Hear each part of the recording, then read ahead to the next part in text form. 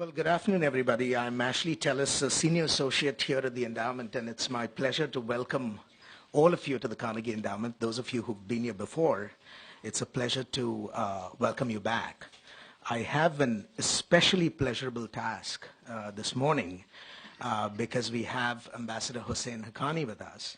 And from my vantage point, he is not simply the ambassador of Pakistan, which of course he is, but an old colleague and a dear friend who worked at the endowment for many years and in fact was present here when I first joined after I left government service. I am tempted to start by reading out his biography, but I will desist, since one of the propositions that I think that is universally something we can all agree on is that everyone knows Husain. He has been an advisor to a series of prime ministers in Pakistan, has been a prolific writer, and has written a magnificent book on Pakistan between mosque and army, which was published by Carnegie a few years ago, and I think will remain the standard text of the evolution of Pakistan as a state. I want to say a few words about him, though, nonetheless, from a purely personal perspective. And there are three things that I want to say about him. The first is that he is a patriot who championed the idea of a democratic Pakistan long before it was a feasible idea in Islamabad and long before it was a popular idea in Washington. And at a time when people thought that this was yet another will of the wisp, Husain Haqqani sitting in the Carnegie Endowment and running around on talk shows and at public events was making the case that a democratic Pakistan is fundamentally in Pakistan's own interest and the interest of the United States. Second, the book that he wrote is as much a work of intellectual detective skills as it is an honest and searing portrait of the various factors that have contributed to Pakistan's maladies.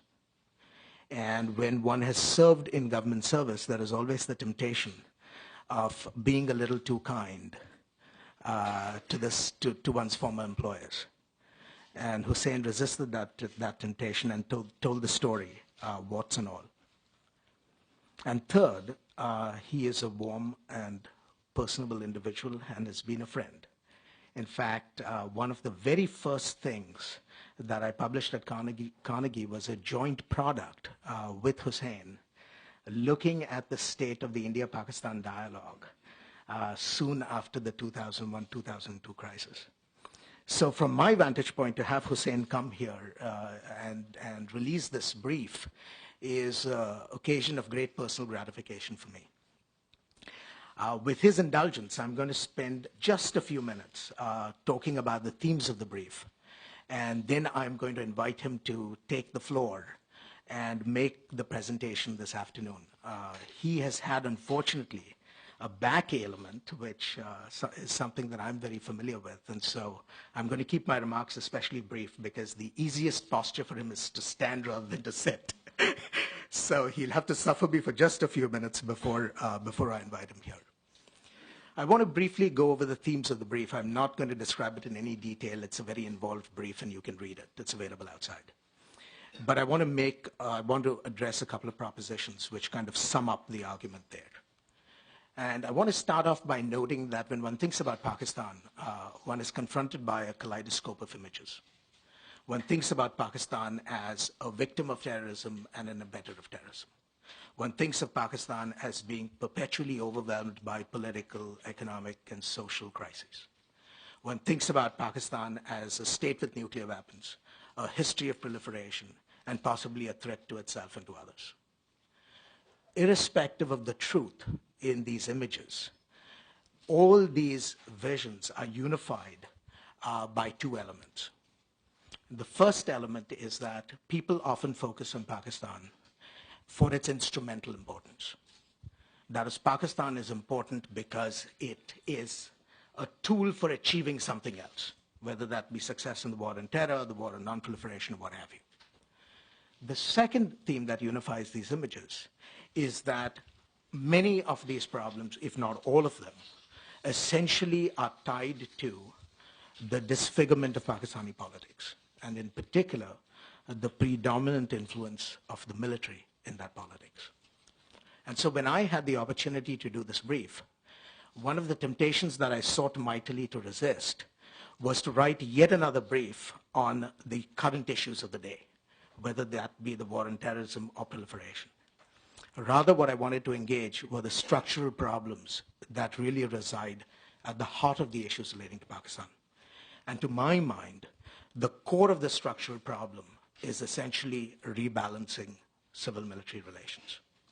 And therefore, the brief in its totality advances three propositions, which I want to share for your consideration. The first is that rebalancing civil-military relations in Pakistan are absolutely critical to Pakistan's long-term success. Not because civil-military relations are particularly sacred in themselves, but because Pakistan's success will hinge critically on having institutions that are essentially responsive to the public will. That is, to the degree that Pakistan becomes successful, it will be because it has put in place a series of institutions of responsible and responsive government, as opposed to being dominated continually by an unrepresentative bureaucracy that pursues its own interests. So that's proposition number one. However, and this is proposition number two, the pursuit of rebalancing confronts the United States with very difficult dilemmas. The fact that we are engaged in an ongoing war on terrorism necessitates that we continue to engage the military.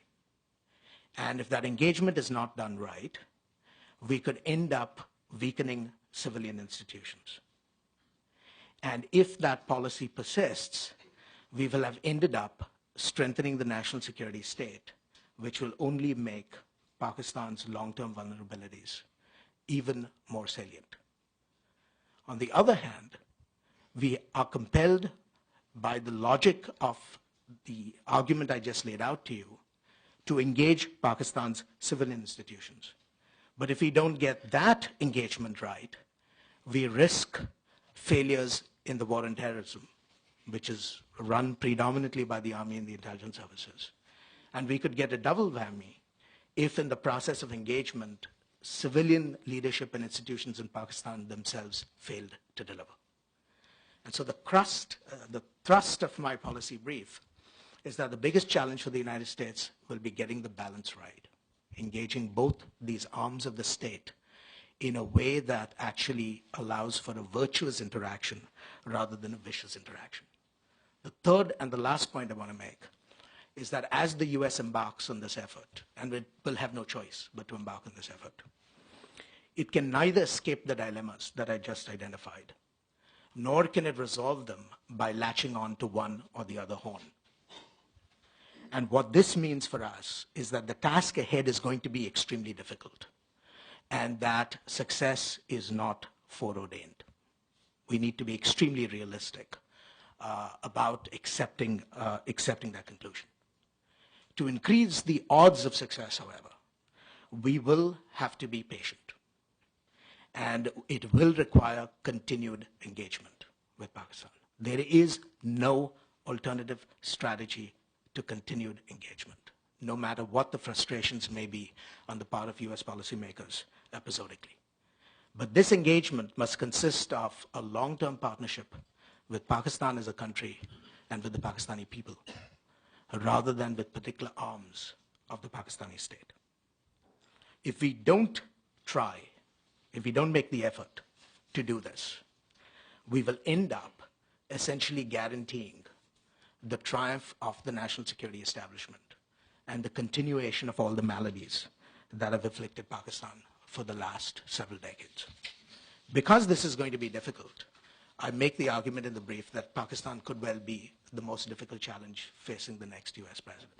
Now, these are views of an analyst and an outsider. I know you didn't come here this afternoon to listen to me go on and on. What I want to do at this juncture is really pass the baton to Ambassador Haqqani and invite him to give us his perspectives, both as an insider and as a practitioner, and to talk about what I see as the long-term challenge, which is building a partnership with Pakistan that transcends not only the next administration, but several administrations that will succeed it. Thank you so much, Husain, for coming in, and I look forward to hearing you.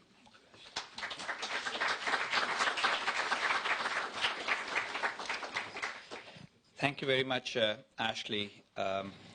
Ashley and I have, of course, worked together and remain good friends. And when I first walked into this building on the 2nd of April 2002 and moved into a cubicle on the 4th floor, I had a very interesting conversation with someone else in this building who still remains at the Carnegie Endowment. And we had a little conversation about what was going to be my first brief that I wrote for Carnegie, which was titled, if I'm not mistaken, something to the effect, US-Pakistan relations, learning from the past, or words to that effect. And so I was giving my basic idea, and this gentleman turned around and said, well, Husain, good luck. You are trying to come up with a long-term concept in a city where there is no long term, it's always short term. So good luck with your ideas. And reading Ashley's brief, this latest brief, also I came to the same conclusion. But the truth is that Pakistan is a country that requires a long-term approach. And I must make the disclaimer that what I'm saying right now are the views of Husain Haqqani, in a personal capacity, and not necessarily the views of the government of Pakistan, which, as you all know now, is a more complex entity. And therefore, for me to speak for the government of Pakistan as the ambassador of Pakistan would be unfair, because this is more an academic exercise. The reason why Pakistan needs a more long-term view is because Pakistan actually has a relatively short history. And so Pakistan's nationalism, Pakistan's identity, Pakistan's state are all still in the stages of formation. And in the stages of formation, when a nationalism is still defining itself, defining what it means to be Pakistan, what it means to be Pakistani, any short-term solution and fix can actually make the train go off the rails.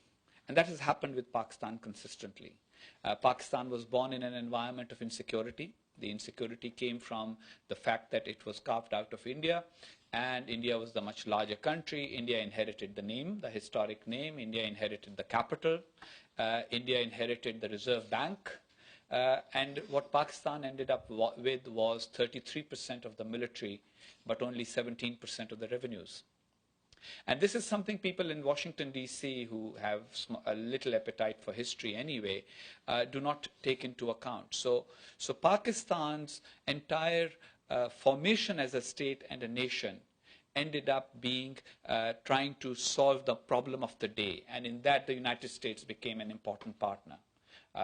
If you have 17% of the resources and 33% of the military, you have two choices. Cut that military down so that you can pay for it, or find somebody who will pay for that military. To pay for that military, you have to then find reasons why you and the people who are going to pay for that military will pay for it. And so, in the end, Pakistan has ended up being a partner in various U.S. Strategic concerns of the day. But have they necessarily been Pakistan's strategic concerns is something Pakistan has always debated. And that creates the dichotomy in Pakistan about attitudes towards the United States. Consistent ally. Since 1949, when Liaquat Ali Khan arrived in this city to say the United States and Pakistan are nations with a lot in common, President Truman turned around and said that, we look forward to working with Pakistan in what was then developing as the Cold War. Since then, Pakistan and the United States have been consistent allies. But the Pakistanis have always had a suspicion of the United States, because Pakistan's major security concerns are not the same as those of the United States. There may be a convergence now with terrorism, but the truth is, during the 50s and 60s, Pakistan was less concerned about the Soviets and their expansion and communist expansion, and more concerned about India. And so that created this struggle within Pakistan. If we are going to be America's allies, how can we get the Americans to at least act on our security concerns? And that problem has continued. And there are two views within Pakistan. There is the view that, now at least we have reached the point where our concerns are the same. America is concerned about global terrorism. We are concerned about terrorism. But again, there are people in Pakistan who argue, you know what? Our priority is local terrorism. And American priority is global terrorism. And again, there is this debate going on. So Pakistan has been an American ally with an ongoing debate, with very few people in the United States actually understanding the nature of that debate. And I'm glad that in this latest brief, Carnegie does address that debate, at least in a fundamental way of understanding that there are things going on in Pakistan that need to be understood. Second point, and this is a general commentary after several years in the United States, every American policymaker knows the cliche that all politics is local, except when they are discussing foreign policy. So all politics is local when you're discussing the US election, all politics is local when you're discussing the Senate race in Virginia, all politics is local when you're discussing Boston local politics, but it's never local when you're discussing foreign policy. Then it's all about who's our guy, what's the solution, etc. Well, guess what? You will have to understand that if Pakistan will be a viable democracy, then a lot of the movement forward of the democracy is going to be dictated by local and domestic concerns and domestic politics. So whether you think so-and-so is capable of handling global issues or not doesn't matter. So-and-so has supported the people of Pakistan, and so you have to deal with so-and-so and learn to do it. And learn to deal with those around him who have a slightly better understanding of international issues, instead of trying to desire the perfect solution for leadership in Pakistan. And I think that that is very important. Then one has to understand that Pakistan, as long as it is seen through the prism of the immediate American security concern, will never be fully understood. I mean, how many people in this audience expected at the beginning of 2007 for President Musharraf to be out of office by the end of by the end of 2008 or before the end of 2008? Please raise your hands. Gosh, you know, can I offer you a job as prophet and chief analyst for the embassy of Pakistan in Washington DC? But the truth is, exactly, nobody did, because people did not understand the local dynamic of Pakistani politics. And so we have to now understand that Pakistan is now at the crossroads of building a democracy. Democracy is not going to be built perfectly in the short term. Pakistan's Democrats are flawed, like Democrats are all over the world. Small d Democrats are flawed. There will always be issues. But now Pakistanis have the realization that the only viable political system for a diverse nation like Pakistan is democracy. And warts and all, they are willing to work with it. There will be tussles. I can predict that right now. There will be tussles. You will read a lot in the New York Times about how various coalition partners are not working together. Arrangements are not going to be neat.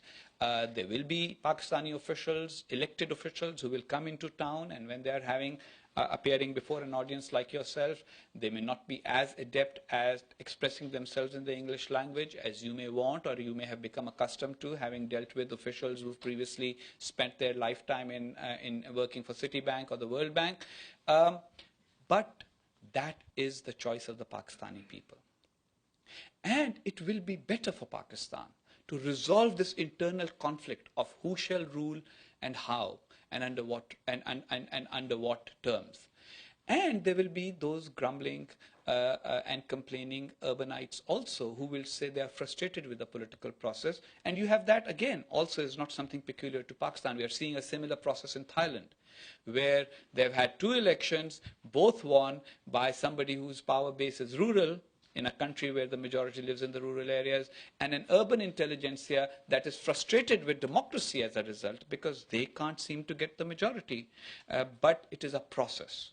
And so, just as Ashley emphasized the term patience, I would emphasize the term process in relation to Pakistan's political evolution. Where does that leave us with the concerns of Washington? War against terror, nuclear non-proliferation, Stability, that phrase that I have spent, now I'm, 52, I've been trying to figure out the meaning of the word stability since I was 12, so that's about 40 years of struggle. I've still not figured out what stability means. It means different things to different people. And yet, pursuit of stability remains an important goal. What happens to Afghanistan?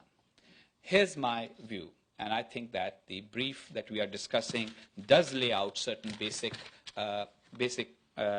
propositions that are relevant to understanding it. The rebalancing of civil-military relations in Pakistan. It's important from the point of view of US policy and from the point of view of the three concerns that we have highlighted. Stability, again, with the proviso, whatever it means, non-proliferation, the war against terror, and essentially making sure that nuclear-armed Pakistan does not face conflict or military conflict, a significant military conflict or an important military conflict other than the insurgency it's already dealing with one of its neighbors.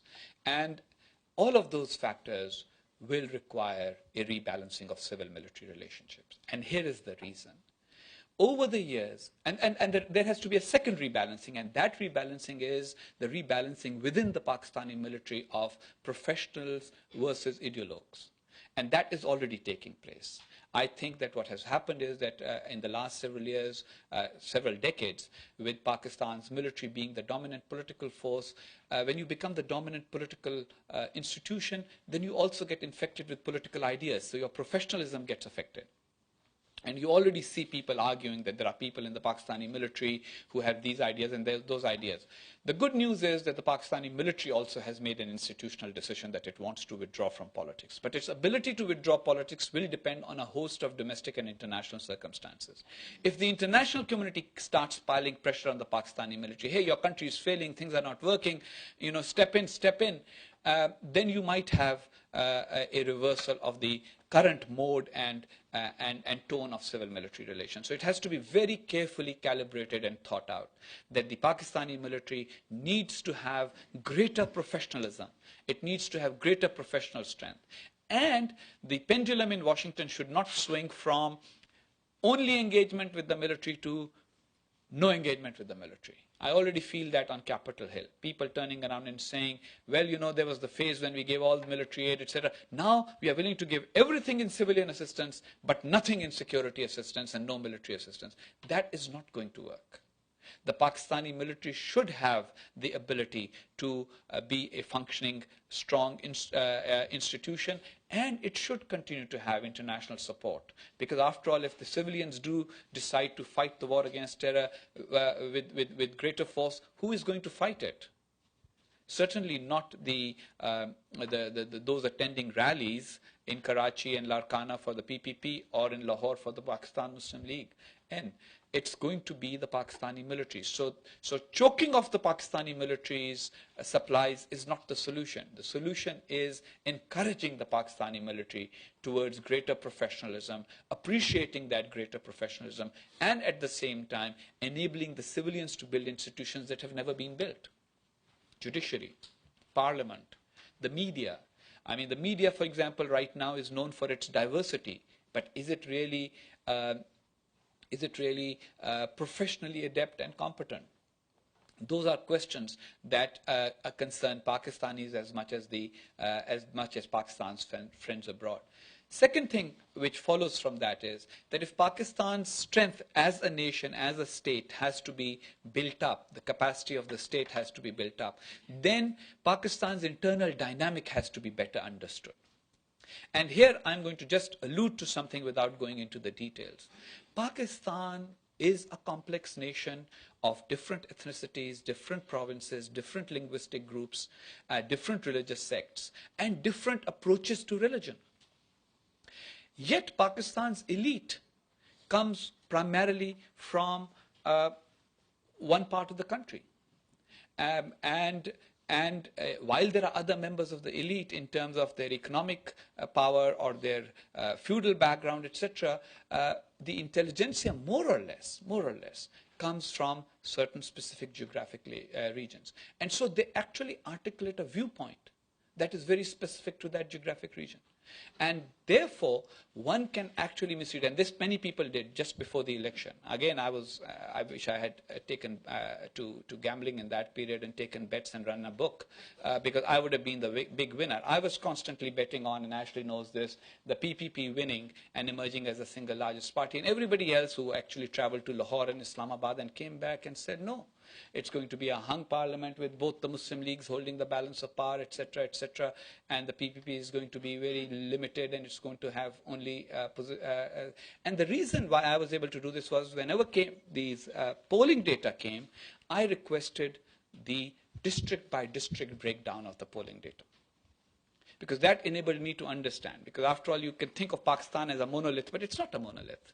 Sindh does think differently from Punjab. Punjab does think differently from Balochistan. Balochistan thinks differently from Northwest Frontier on domestic political issues. And yet it's one nation.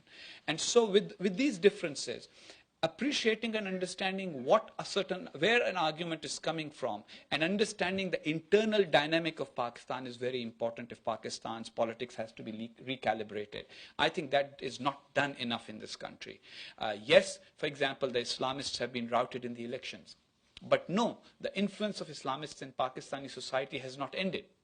They remain a potent force for various reasons. Their influence in the media is disproportionate to their numbers in the electorate, etc., etc. So many things. Then there are certain people who are not Islamist in their personal orientation, but they are Islamist when it comes to understanding Pakistani nationalism. They do see that Pakistan's viability would be much more enhanced if there's a harder line towards India and a harder line on global issues towards perceived enemies of the Islamic faith, etc., etc. All of those internal complications and complexities need to be better understood than they are if the civil-military relations are to be rebalanced as advocated by Ashley and by this brief.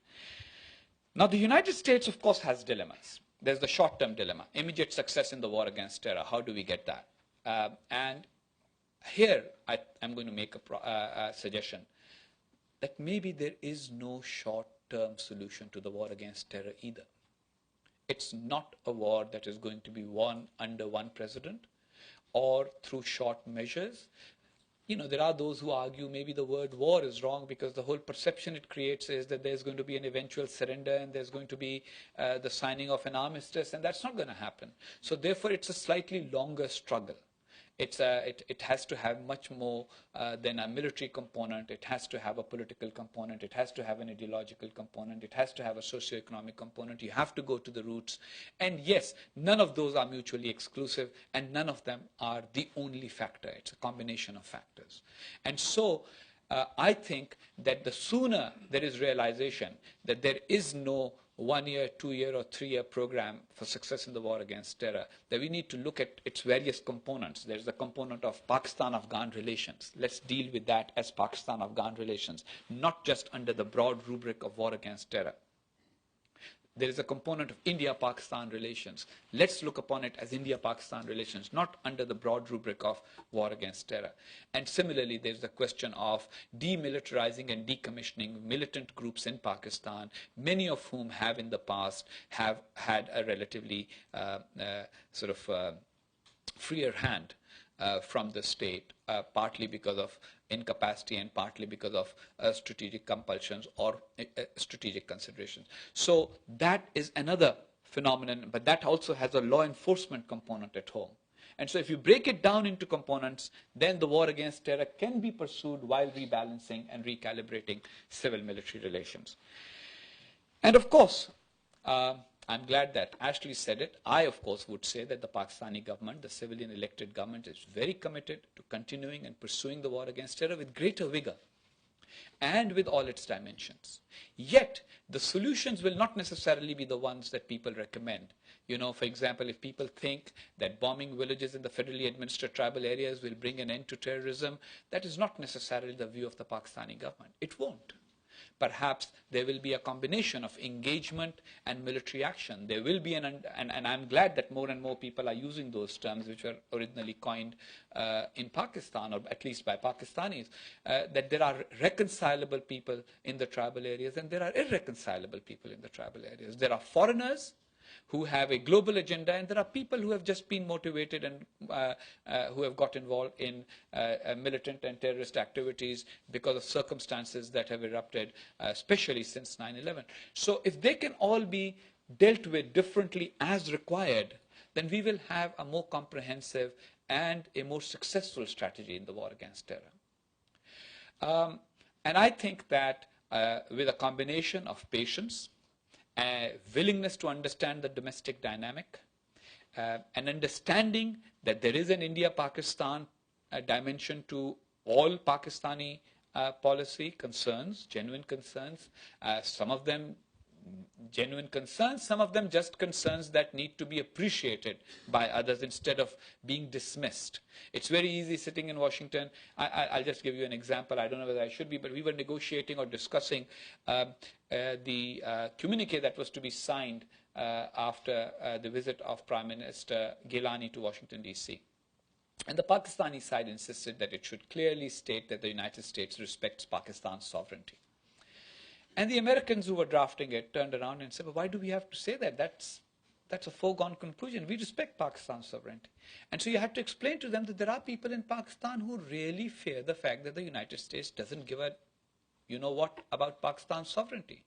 And when you have incidents like the one that you had the other day of American troops landing, conducting an operation, getting no one, killing no one significant, just reacting, because after all, one can understand the frustration of soldiers also. You had that in Iraq as well in the beginning of the war, when soldiers would just react to, they didn't know who they were to, somebody rocketed them or shot at them, then they just went and conducted operations.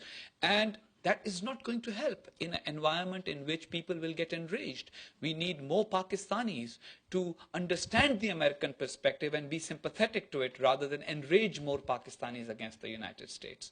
So cooperative relationship between Pakistan, Afghanistan and the United States should be the foundation of efforts against terrorism in that region, not unilateral actions that are going to enrage more and more Pakistanis and thereby do the work of the militants by creating more support for them amongst the people. And again, an understanding of the domestic dynamic and a willingness to be patient would be very, very necessary there. I think that the most important thing in terms of US policy towards Pakistan is that the United States has to recognize that Pakistan is a significant and an important country under all circumstances. As a nuclear armed nation that has demonstrated its nuclear weapons capability, as a nation of 160 million people, a majority Muslim country, a strategically located nation on the crossroads of the Middle East, South Asia and Central Asia, Pakistan is important in its own right.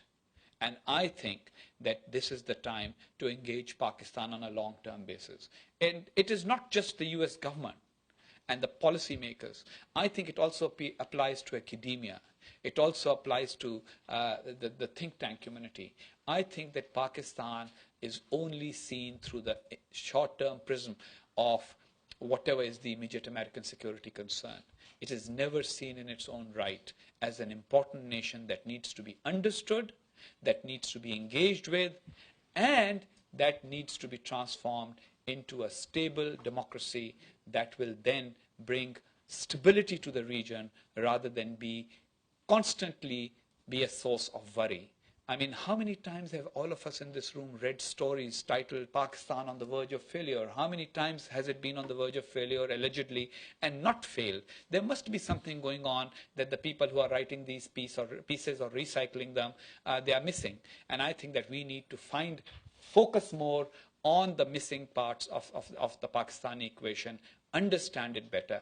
And I'm glad that this brief has come out, but Ashley, it's time to go beyond the brief and get into the nitty-gritty of understanding Pakistan and explaining it to people in the United States who know that Pakistan is important, who know that there are issues that they need to address, but whose knowledge of what the details of those issues are is often sadly lacking. It's always a thumbnail kind of caricature. Pakistan's, previously it was Musharraf good, bad politicians, sort of crazy country needs to be put together and kept together by one man. Wrong argument. Now one man is gone, country still has to be kept together. So what are we going to do now?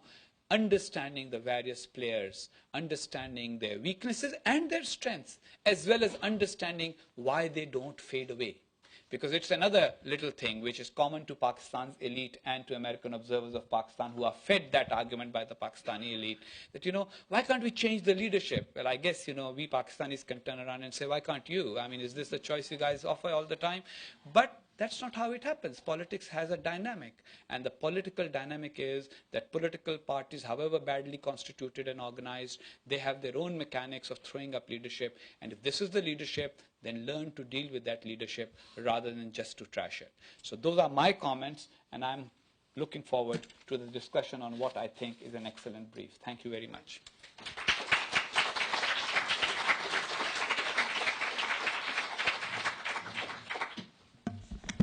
We want to open the floor to comments and certainly questions addressed to both of us, and certainly Ambassador Haqqani because he's with us.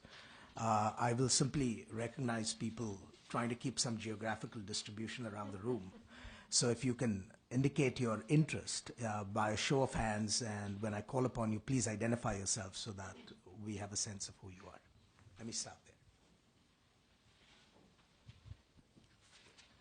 Mr. Ambassador, Mark Schneider, International Crisis Group. I'm curious whether or not, as you know, the Senate Foreign Relations Committee now has acted favorably on Senator Biden's legislation that essentially is aimed at engaging Pakistan over the long term, some 10 years. I should add, by the way, that's a bipartisan piece of legislation. But I'm curious whether or not the provisions in there which essentially say that not that security assistance is not going to take place, but that it should take place in the context of a relationship between the civilian government in Pakistan and the U.S. government. Whether, in fact, that kind of conditionality on military assistance, that it occurs as part of the dialogue between the civilian democratically elected government, not as a military-to-military relationship, is something that you think is important, particularly in terms of the rebalancing of civil-military relations in the country. Mark, it must be understood that relations between two governments should be relations between two governments. They shouldn't be broken down into, for example, you can't have the American Supreme Court having an independent relationship with the Pakistani Supreme Court, or, I mean, it shouldn't be. It should be one comprehensive whole of the government. And in case of Pakistan, the Pakistani military is part of the Pakistani government, and the Pakistani government, the elected leadership, should within the framework of the Constitution of Pakistan, be making the decisions relating to all matters, civil or military. Now, of course, we have a peculiar situation in Pakistan. We have had an institution that has exercised tremendous autonomy in the past. And the U.S. has autonomously engaged it. I think that the Biden-Lugar bill is a very good move forward towards laying the foundations of the long-term engagement between Pakistan and the United States. It commits, if everybody in this room is not familiar with it, it commits the United States to providing $1.5 billion in non-military assistance for the next 5 years and possibly for the subsequent 5 years. And it will be basically assistance in areas that are most in need. Pakistan and India in 1947 started from more or less the same base of literacy, 16% for Pakistan, 18% for India. India is far higher literacy now. 90% or so of school-going age children in India go to school. Only 58% do in Pakistan. In Sri Lanka, enrollment is 96%. Bangladesh is also 98%. So there is something missing in Pakistan, and I think that it's a very good idea that Senator Biden has proposed, and Senator Lugar has supported the idea of tripling non-military assistance to Pakistan. That said, I think Pakistan continues to deserve and should get security assistance, but negotiations for all security assistance should be with the elected constitutional government of Pakistan. And I think that that is the mood in Pakistan too. I think in Washington, it shouldn't be that somehow the intelligence people have an autonomous relationship with the intelligence people in Pakistan. It should always be within the context of one government, instead of trying to break up the components of the Pakistani government and saying, you know, we're going to have a relationship with these, but not a relationship with those.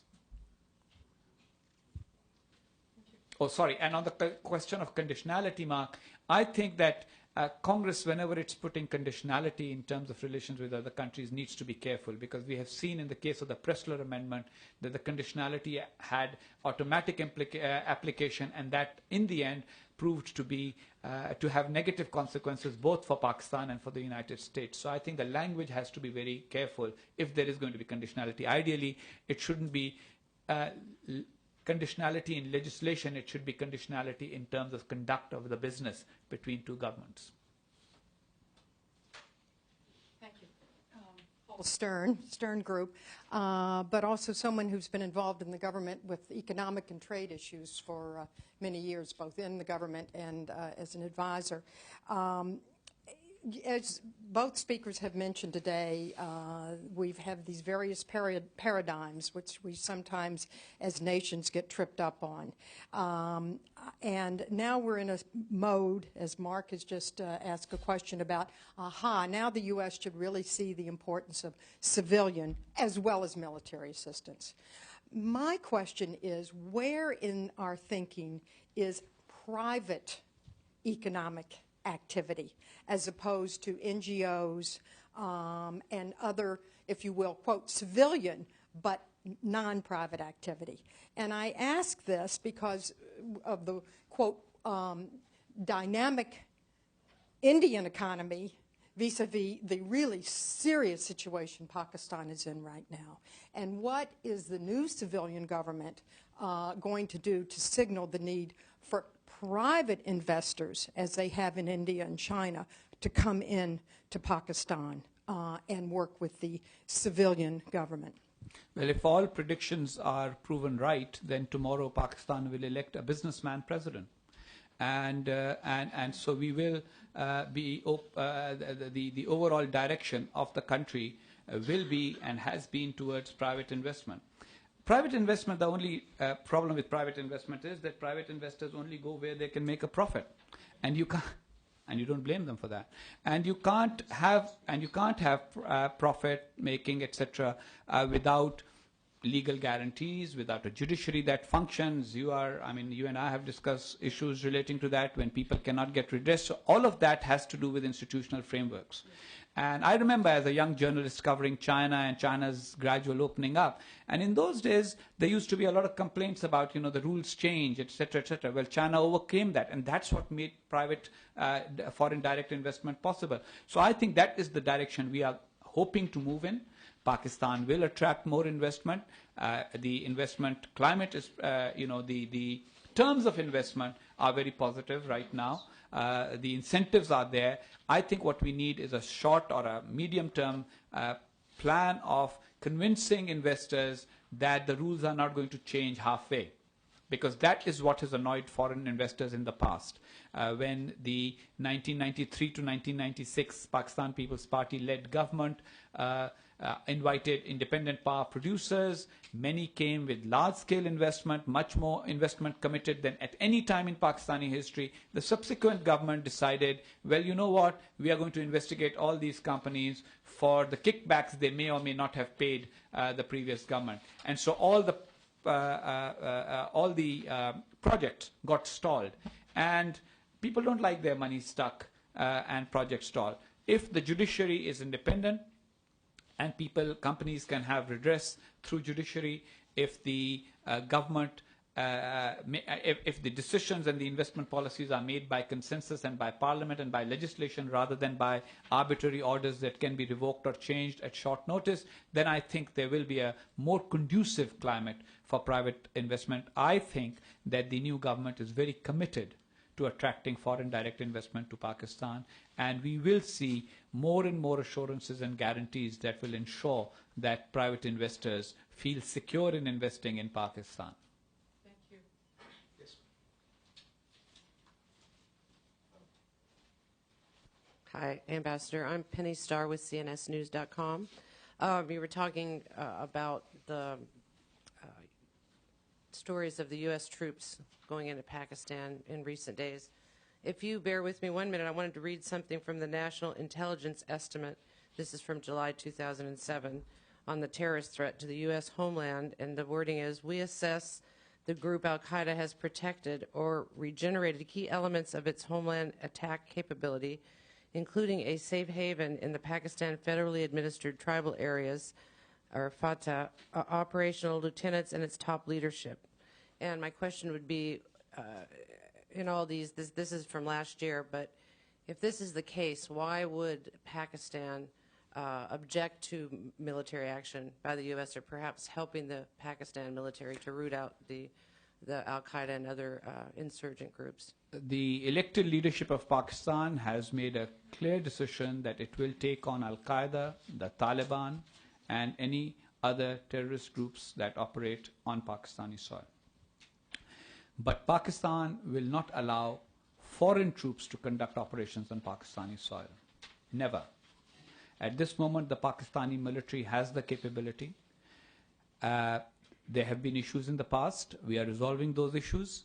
And Pakistan looks forward to working with the United States by sharing intelligence and the Pakistani side acting on intelligence shared with it. This is a phase in which we are still building confidence. This is a new elected government, and any complaints that people have that are held over from the past government, they are being redressed. And I think that I would wait for the next intelligence estimate, which will then be able to tell you how the Pakistani government has been more helpful in tackling the Al-Qaeda and the Taliban threat. Just in the last few weeks, Pakistan's military has conducted operations which have resulted in the death of at least 560 people that have been counted who are associated either with Al-Qaeda or the Taliban. I think that is a significant number. In the initial period, the Pakistani military did not or was not able to develop a coherent strategy. We are in the process of working on it. The Pakistani government's approach to fighting terrorism is a multi-pronged one. We have a military dimension, but we also have a political dimension. And I know that many people in the American press and even American officialdom were very critical of the government's engagement with tribal groups soon after election.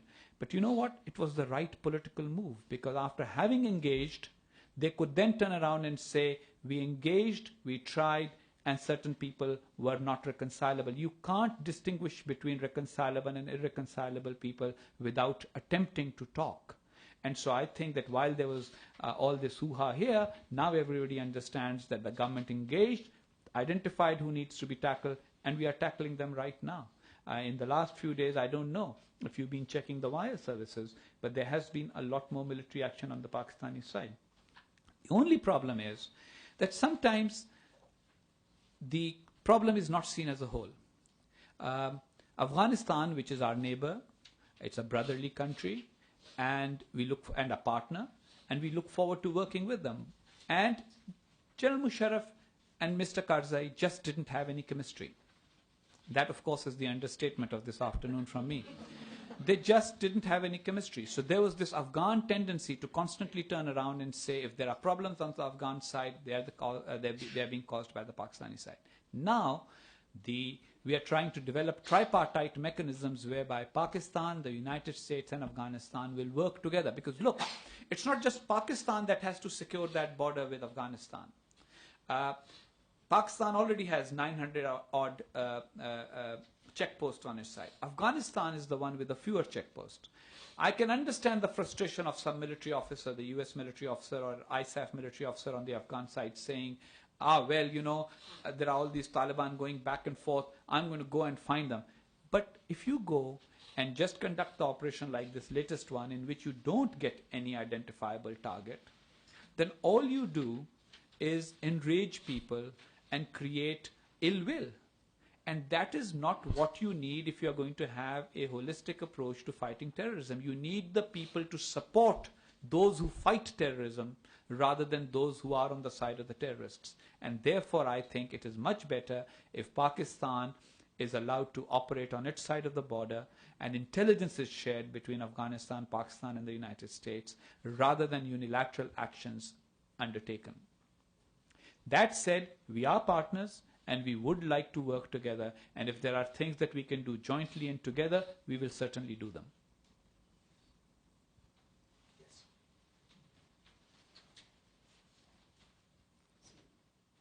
In American Independent Writers, What is your perception on how the rest of the Muslim world views the way that the United States has recently and historically dealt with Pakistan?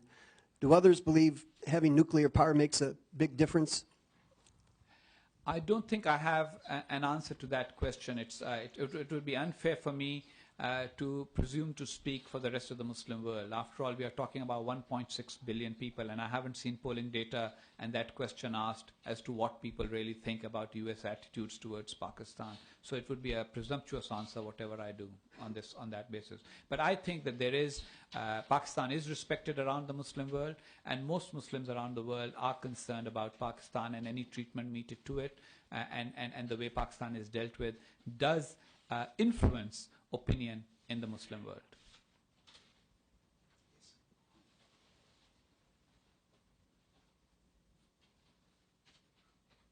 Yeah, I'm Deepak from Voice of America. This is regarding India-Pakistan relations.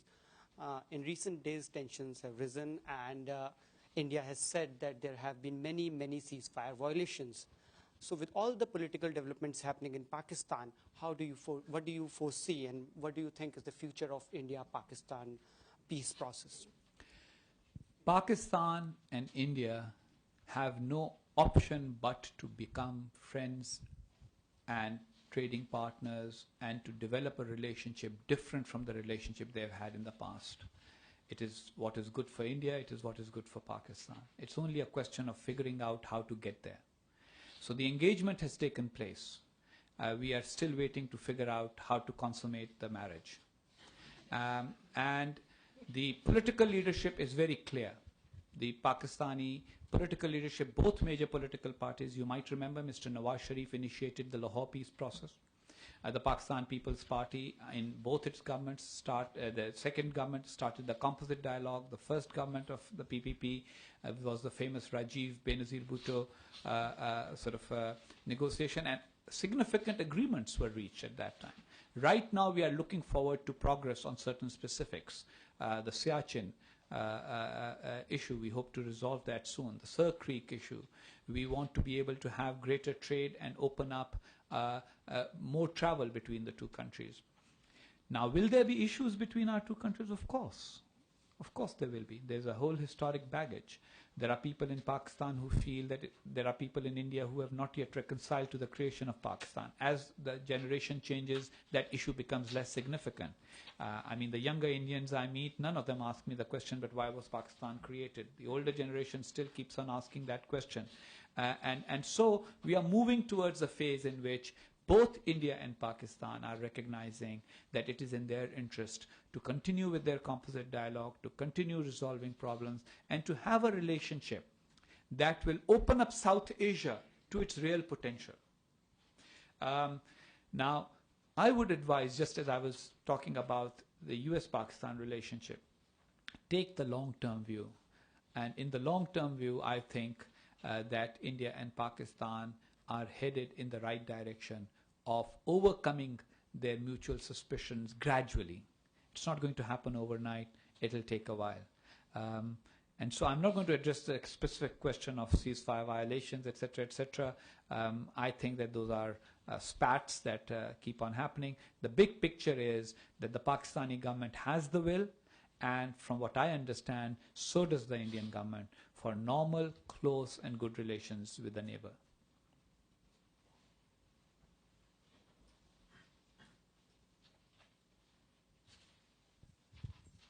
Hello, Mr. Ambassador. Paul Eckert of Reuters News Agency. You mentioned in passing the expected election tomorrow of the businessman president. Can you elaborate a bit more on what you hope how you hope he'll be received, especially in the spirit of the counseling of patients and the process going forward? There is a big adjustment, of course, on the United States side, who's been dealing with Musharraf all these years. Well, for one thing, it has to be understood that the leader who emerges from this election will have the will of the people behind him. And that is in itself a great strength. There will be no legitimacy question. There are political issues and questions, but then those are always there for any elected leader. There are people in this country who still wonder whether the outcome of the 2000 election was what it should have been, or etc. So There will be people who would say, oh, but this is not the person who should have been elected, so and so should have been elected or should be. But it will be through a constitutional process, and legitimacy will be restored to the office of President of Pakistan. And that is a very important development. If the projections are correct, then we are expecting Mr. Asif Ali Zardari to be elected President of Pakistan. Mr. Zardari has been endorsed by 3 of the 4 provincial assemblies. He is expected to get a clear majority of the electoral college.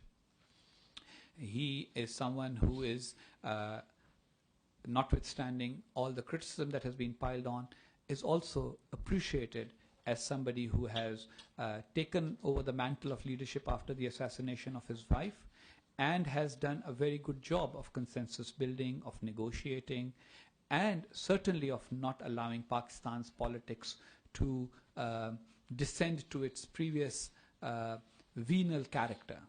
He has kept the doors of conversation with all political forces open. And it's interesting that except 2 parties that have put up candidates against him, the other major political parties in the country and smaller political parties have all rallied to him. So my assessment is that after the election, Mr. Zardari will move towards forging a consensus on fundamental national issues. His stance against terrorism is very clear. It has been, because after all, his wife was a victim of terrorism, and her position was very clear.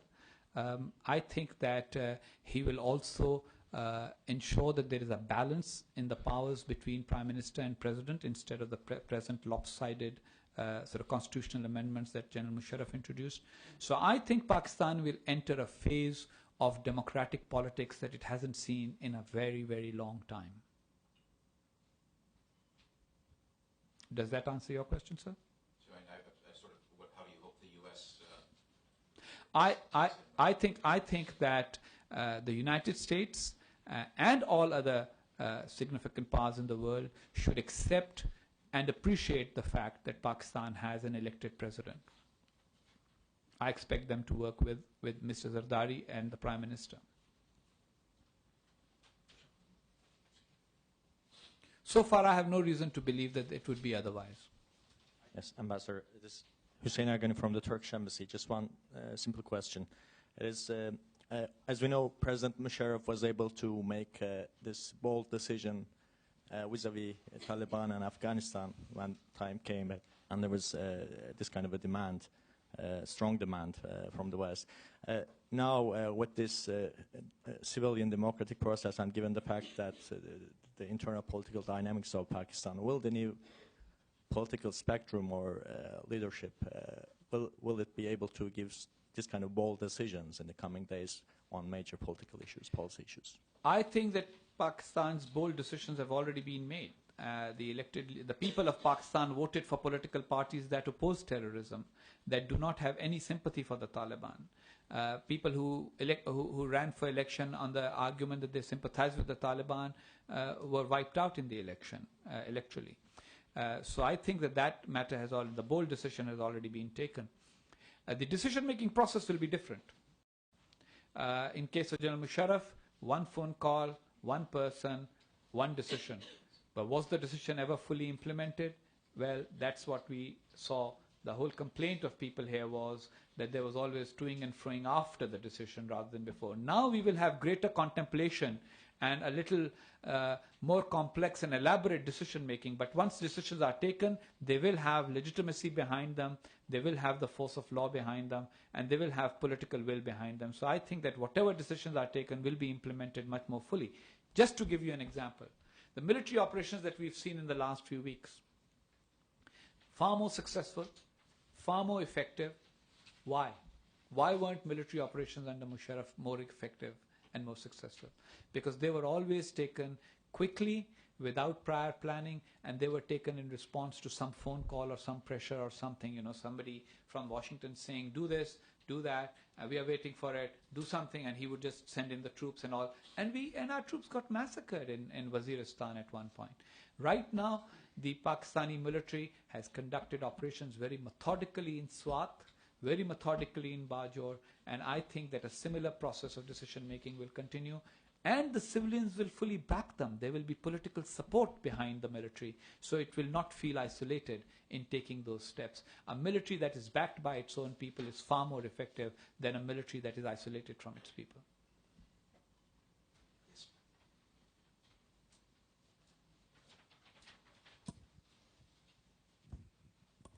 Sabra Qureshi, independent consultant. Thank you for your remarks, Ambassador Haqqani. It was particularly reassuring to hear you talk about and emphasize the importance of an independent judiciary in response to one of the questions. We know that the judiciary issue has been at a bit of a stalemate in the last several months and has been the cause for some of the coalition partners breaking away also. Recognizing the keen importance of this issue and how much depends upon the independence, the true autonomy and independence of the judiciary, how do you see, with your very keen predicting and forecasting skills, this particular stalemate issue working out, and how do you see this, along with several of the other civilian institutions, really developing in strength given the kind of situation that exists between Mr. Asif Ali Zardari, and if he becomes president tomorrow, and the standoff with the judges, the deposed judges? Well, first of all, let me say that after the elections, the two major political parties agreed on the need to restore the judges that were removed from office on the 3rd of November arbitrarily by General Musharraf. What they disagreed upon was how the judges are to be restored. Mr. Sharif took the position that the judges can be restored and should be restored through a resolution in Parliament and an executive order. Mr. Zardari took the position that there has to be a constitutional mechanism for the restoration of the judges. That is what was the split. It's about modality, not about the principle. And then, of course, both sides attribute motives to each other once they've broken up, but that's a different matter. The lawyers' movement, at least a significant part of it, and several civil society organizations that support the lawyers' movement have supported Mr. Sharif's stance on the judiciary. But in the end, whoever has the parliamentary majority will prevail. So I think that the judges are being restored right now. We've already seen half of the Supreme Court judges who weren't, who were removed, they have accepted to join the bench again today. More than half in the Punjab High Court, more than half in the Sindh High Court, and more than half in the Peshawar High Court have rejoined the bench. So I see the judges being restored. Question is, will those who wanted the judges restored in a specific way be satisfied with it? No, they won't. And so they will continue to voice their grievance. But I think that the return of the judges who took the principled stance that they will not support General Musharraf's martial law and emergency, that will restore independence to the judiciary. It will bring independence to the judiciary. Ideally, all the judges should come back to the bench, and there should be consensus on the way of restoring the judges. We haven't seen that, but in politics, sometimes you will have that argument. I do not see any recrimination between Mr. Zardari and the judges. If he's elected president, as is expected, then even although I don't agree with that insinuation, but even that insinuation that he is concerned about reopening of cases against him, which of course is not true, that ends anyway because the president is immune from prosecution. So it's not a concern that should be on his mind. And I think that he has never suggested that he. People have suggested it. Commentators have said it. One or two commentators in particular continue to say that he has never said that he has any problem with the restoration of the judges. The only question is, it's a question of how it is to be done. And if you allow me, here's the problem, because I was part of that discussion before I came out as ambassador. Mr. Zardari's concern is that if we take the first approach that is proposed by some lawyers and by Mr. Sharif, that you do a resolution in Parliament, and you give an executive order and you say all those judges who were removed are henceforth judges. It basically implies that those who have been appointed judges in their place are going to have to vacate their offices. What if these judges say we don't accept our removal? And you end up with two benches of the Supreme Court, for example. And then you have a new round of political confrontation because you end up having two benches giving verdicts against each other. So he wants to go through Parliament. He wants to go through a process that will provide for constitutional continuity and will allow the judges that have been nominated after 3rd of November and those who have been before to work it out in a judicious manner. Mr. Sharif's manner is, it was an illegal action. We all know it's illegal.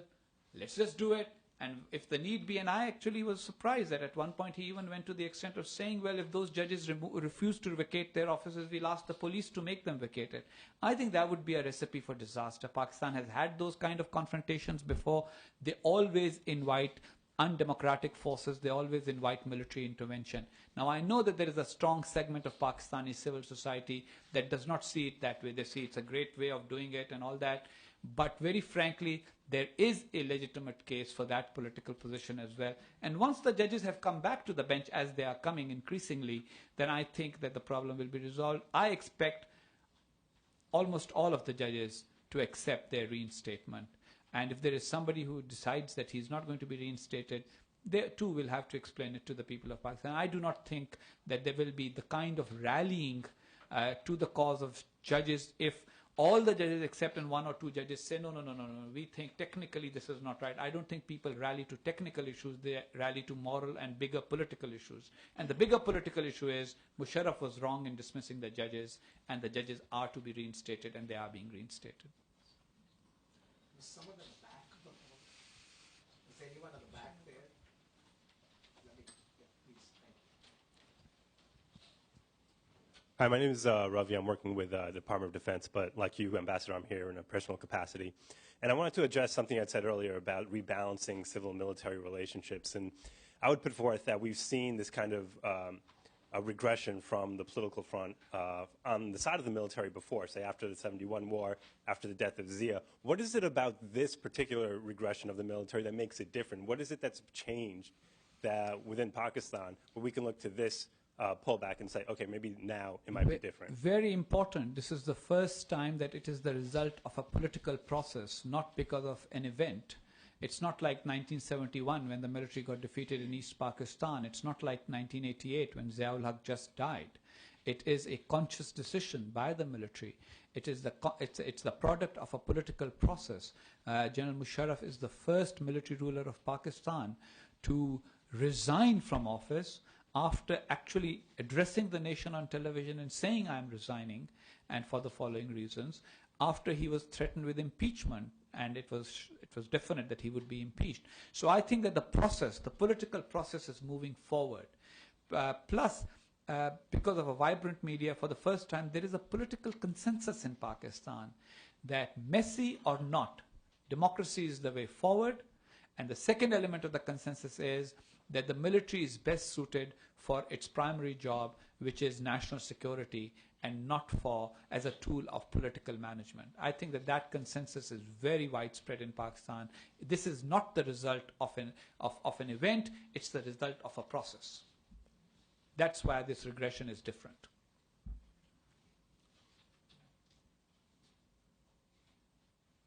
Just a clarification, Ravi Khanna from Voice of America. You said the judges are being restored. So what is happening to the judges who had already taken their place? They're also on the bench. So there are two benches now? No. The benches are being merged. It's one bench. Instead of two benches where you would say these judges are no longer judges and reinstating the old judges, thereby creating two benches. Now the judges are rejoining the bench, those who were removed, and those who have been appointed remain on the bench. Thank you. And that is where the political disagreement is. Mr. Sharif says, no, remove those judges. Problem is, constitutionally, once a judge of the Superior Court is appointed, he cannot be removed except through impeachment or through the Supreme Judicial Council. And so to do that would create a constitutional problem, which is what Mr. Zardari has sought to avoid so far. Husain, does that mean that you're looking at an augmented bench over time? We are looking at an augmented bench over time, which, by the way, may not be bad, given the fact that the docket in Pakistan is really overloaded and there are just a lot of cases that have not yet been decided. So having more judges might be a good thing, that they might actually be able to decide a lot of pending cases. Yes, sir. Well, thank you. Yeah, how safe and secure are Pakistan's nuclear facilities and nuclear technology? Also, what is the likelihood that Pakistani nuclear physicists share sensitive information with countries such as Iran? Pakistan's nuclear weapons program is under a command and control system that is that conforms with international standards, and everybody who needs to know knows that Pakistan's nuclear program and nuclear assets are safe. There have been instances in the past of certain individuals trading in nuclear technology in a private capacity. They have been incapacitated, and that process is now completely stopped. So Pakistan's nuclear technology is now only in Pakistani hands.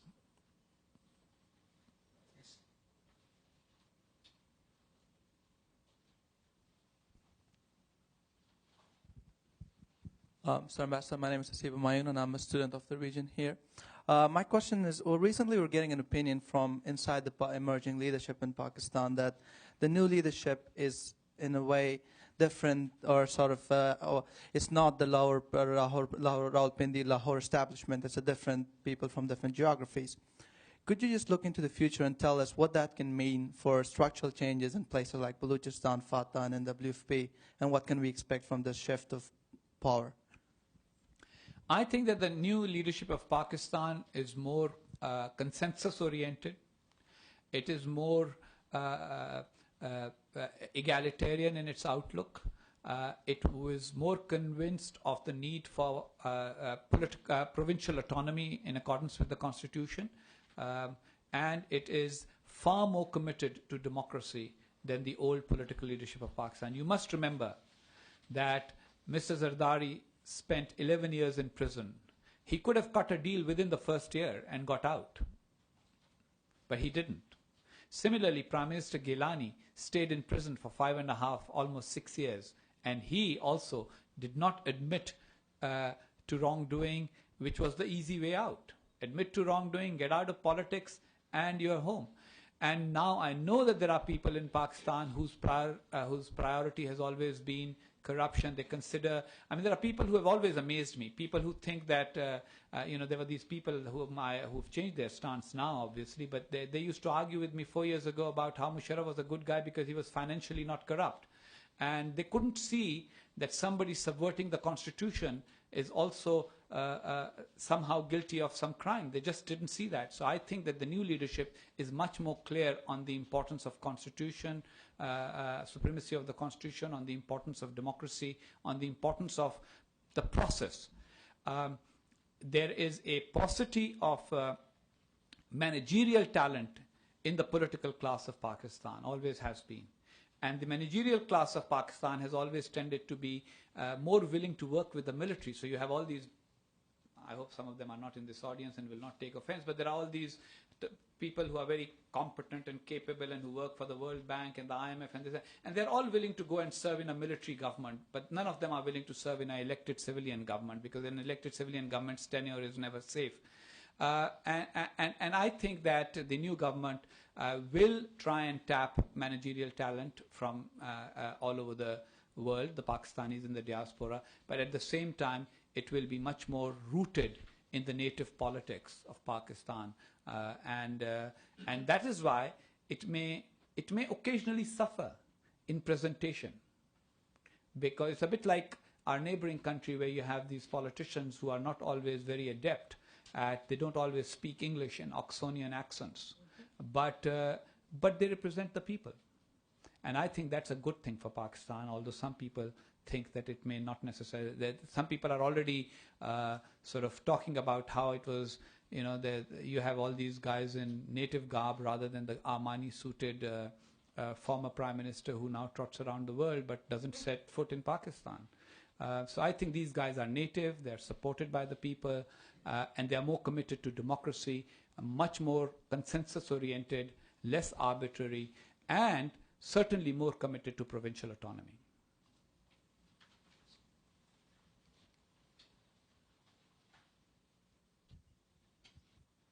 I'm Andrew Siddons with the Yomiuri Shimbun. It's a Japanese newspaper. Mr. Ambassador, You touched on it briefly, but I'm wondering if you could go into your understanding of the reports of the incidents of the cross-border movement by U.S. Special Forces. The U.S. administration has been refusing any comment on these, and I'm wondering also what sort of the nature of the message you've been giving to the administration over the last few days has been. Thank you. Having been a journalist myself, I can understand the temptation to try and get a breaking story out of an event like this, but I am certainly no longer a journalist, so I'm not going to yield to that temptation. I've already made some comments on how we view that incident.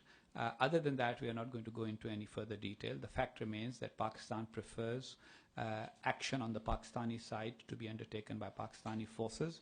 A unilateral action by American forces does not help the war against terror because it only enrages the public opinion in the federally administered tribal areas. And in this particular incident, nothing was gained by the action of the troops that undertook that action. That said, Pakistan and the United States have a resilient relationship, and we will not let this incident come between close ties and strong military intelligence and political cooperation between our countries and governments. Yes. Mr. Ambassador, my name is Sid Iyer. I'm here in my own capacity. And just following up on the last question, what would the government of Pakistan do in response to repeated incursions like the one we had 2 days ago? First of all, I don't agree with your presumption that there will be repeated incursions. We expect the United States to prevail upon NATO and on the Afghan National Army, to look upon Pakistan as the partner that it is. And when you have a partner, you do not conduct incursion into partners' territory. You work with them. You don't work in a way in which it would embarrass them or cause problems for them. So I think that we expect that the United States, Pakistan, Afghanistan, and NATO will work in a cooperative manner in fighting what is an enemy that we all identify together. You're not enjoying my very diplomatic responses, are you?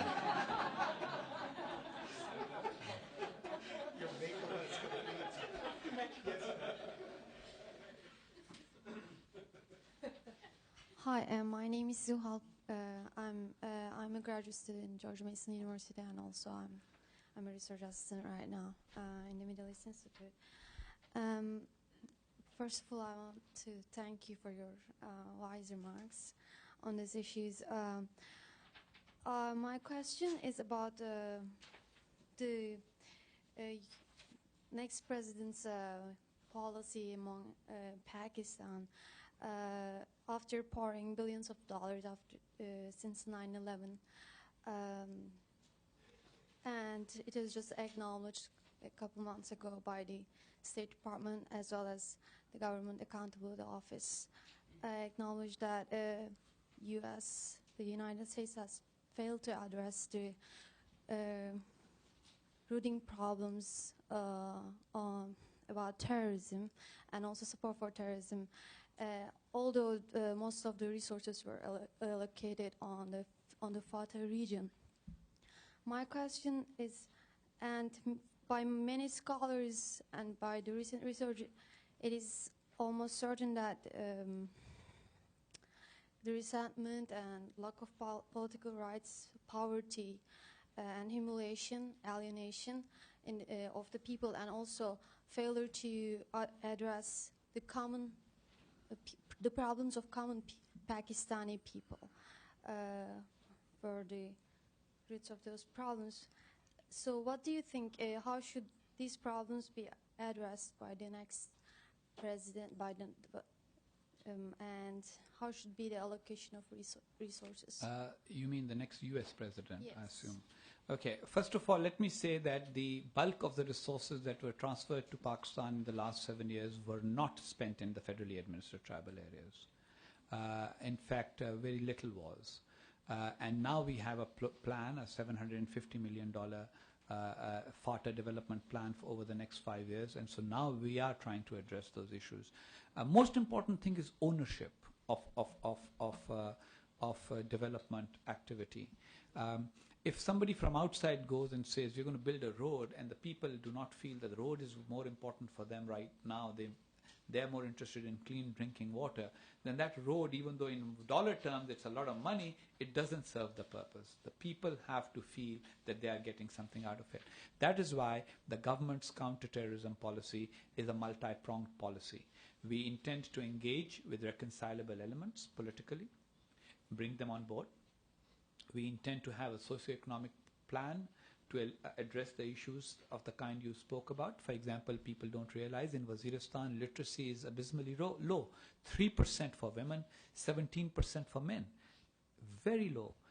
There is no economy in that area. There has to be an economy. And there is legislation that is currently before Congress called the Reconstruction Opportunity Zone legislation for Afghanistan and the Pakistani border areas, moved by Congressman Chris Van Hollen and Pete Hoekstra in the House, and Senator Maria Cantwell in the Senate.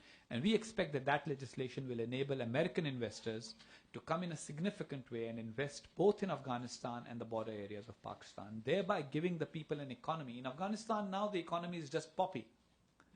And that's not a very good economy, in case you didn't realize that before I said it. And on the Pakistani side, militancy has become an economy unto its own. And so to change that, we need to have investment, we need to have people have an economy other than militancy and narcotics. And so that's the third element. And the fourth element is that there are external players there. There are Chechens and Uzbeks and Arabs and people from Al-Qaeda all over, and they need to be dealt with by force, and their supporters from amongst the tribal areas. And so for that, we have the military option. So I think it's a comprehensive strategy as opposed to a string of tactical approaches that have been implemented over the last 7 years. Well, I'm going to take the opportunity to adjourn at this point. But before I do so, I want to express in a very special way my thanks to Ambassador Haqqani. As all of you who read the newspapers would know, these are really busy times and very engaged times in U.S.-Pakistan relations. And despite the commitments on his calendar and his own personal ailment this morning, he took the time to come here and spend a good hour and a half with us. And I want to thank you, Ambassador Haqqani, for coming back to Carnegie. It was wonderful to see you.